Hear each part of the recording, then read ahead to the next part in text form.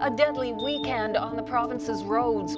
A couple died after their motorcycle crashed. A 20-year-old man is dead after his car crashed. Well, Debbie, one 18-year-old lost their life on Friday evening. People see in the news, they see this collision that happens, so that's how people remember. You know, there's certain images that I will never be able to forget. No one ever thinks that this is going to happen to you.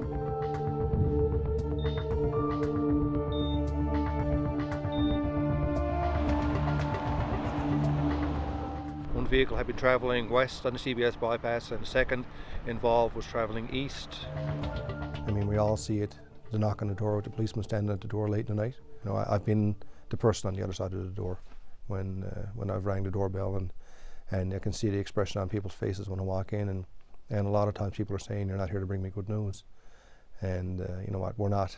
They are hysterical, they're breaking down, they're crying. But you could be crying, you know, that there's hugs, there's holding, there's fear, there's telling me to get out of the place.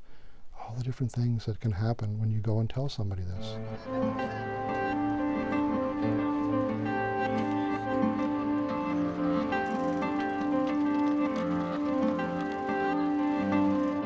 When my telephone rings, my work phone rings in the middle of the night, I know that it's never a good call. A vehicle was traveling south in the northbound lane. I get called to the serious accidents involving serious injuries, criminal code offenses, impairment. So when they call looking for a collision analyst, it's generally pretty serious. You know, it could be ranging from relatively minor property damage to a fatality, where you got images that you really don't want to have painted on your brain, and you know, those are the things that stick with you. It's hard. It's, oh my God, like I don't even think words can express how hard to have to go and tell somebody of what is actually, someone is dead. And when you can relate to that person who's dead, it might be somebody my age, it might be a son or daughter that is the same age as my kids. It's been hard.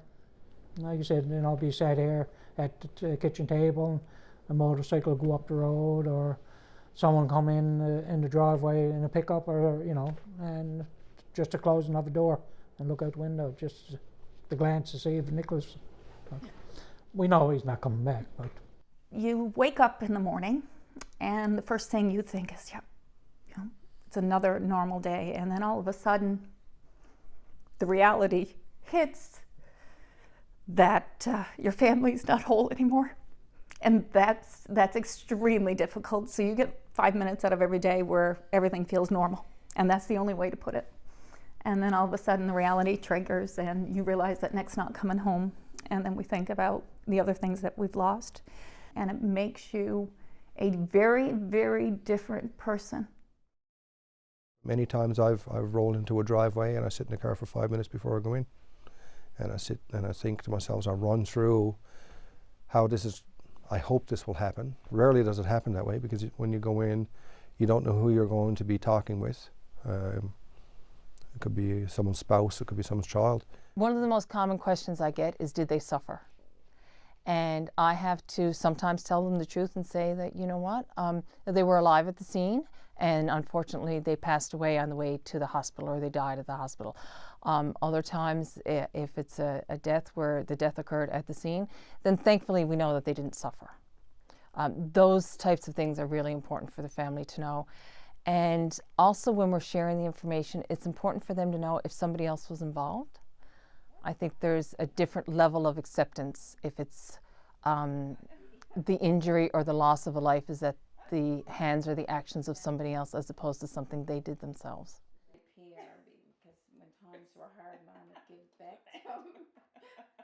Like, the years doesn't seem like it'll be 8 years this year, but it doesn't seem that long ago. The most difficult thing that I find is that he died alone without either one of us by his side. That's what I find the most difficult.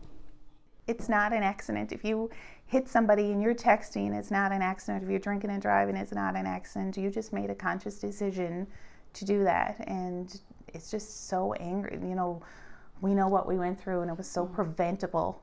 People don't give the officers like the respect sometimes, or even to think about what they go through as well. Like as first responders, they get overlooked too. Every time that I'm involved in a situation like this, I sit down and I speak with a counsellor or psychologist about it. You know, any type of emergency responder, whether it be the police, fire department, tow truck operators, ambulance, anybody that's involved in these types of situations, it's traumatic for them. I've taken a break from doing accidents because it got to the point where it was a little bit overwhelming. It's hard on your family life. It's hard because they don't understand what you're feeling. The kids say like, what's wrong with Dad? Why is Dad so sad? And that's really hard. What day is it? Now, instead of everything being negative, now everything is positive. I'm able to go into community services. I'm teaching the DARE program to the grade 6s. And now, if I can help people so that they don't make bad decisions in life, when it comes to driving especially, then maybe people won't have to go through all the things that I've had to go through in dealing with these fatality stuff, because it affects a lot of people. These are not bad people committing bad crimes. These are, generally good people who made terrible mistakes. We as human beings have the idea that it'll never happen to us. I'm on the other side of that because I say it's going to happen to me. It's going to happen to somebody that I love, because I see what happens on the roadway.